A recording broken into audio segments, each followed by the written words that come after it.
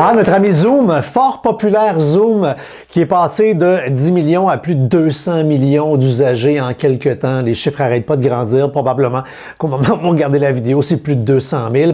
Beaucoup de problèmes de sécurité dans les derniers temps. La nouvelle du jour qui fait un peu, pas méchamment, sourire les gens. Zoom va régler ses problèmes de sécurité parce qu'ils viennent d'embaucher comme consultant l'ancien responsable de la sécurité de Facebook. On ne peut pas s'empêcher d'avoir un petit sourire en coin et je ne doute pas 2 instants des très grandes compétences du monsieur en question. C'est juste que, tu sais, je n'irai pas voir mon meilleur ami qui a un surplus de poids pour m'aider à faire un régime. Parce que lui-ci, il a peut-être de la misère. By the way, je dis ça parce que j'essaie d'en faire un et je ne suis pas capable.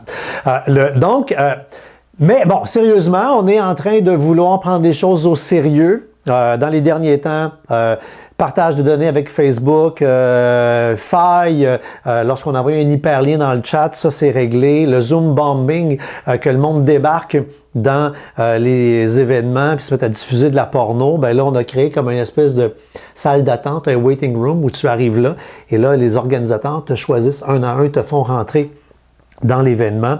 Il y a eu des diffusions accidentelles de discussions enregistrées par le monde qui sont coulis publics. Ça aussi, ça serait réglé. Mais là, on travaille à colmater les règles. Un autre des problèmes qui vient d'être réglé, c'est que on voyait afficher l'identifiant de la rencontre, le ID meeting. Et là, ben, dans les partages d'écran, ben, des étrangers pouvaient voir le numéro. Ce qui n'est pas une faille de sécurité, c'est un manque de sécurité.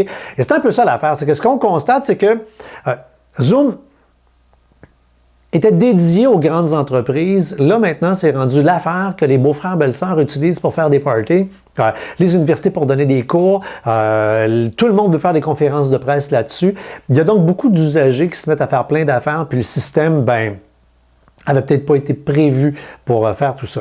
Alors, la grande question qu'on me pose, c'est bien beau tout ça, François, mais qu'est-ce que je fais? Est-ce que je l'utilise? Un animateur de radio me disait ce matin qu'à Cogeco, ils ont interdit Zoom sur les plateformes à l'interne, ce qui veut dire que les journalistes ne peuvent pas voir les conférences de presse qui ont lieu sur Zoom s'ils sont sur le réseau de Cogeco. Ils doivent prendre leurs appareils personnels pour y accéder.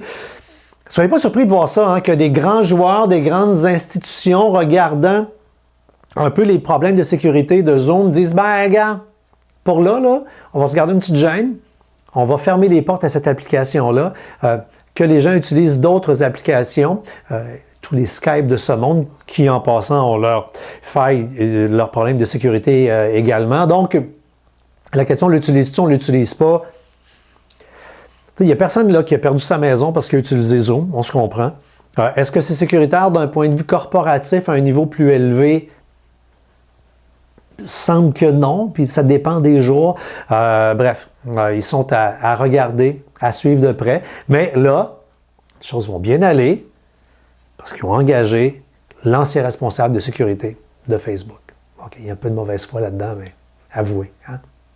C'est bon sourire.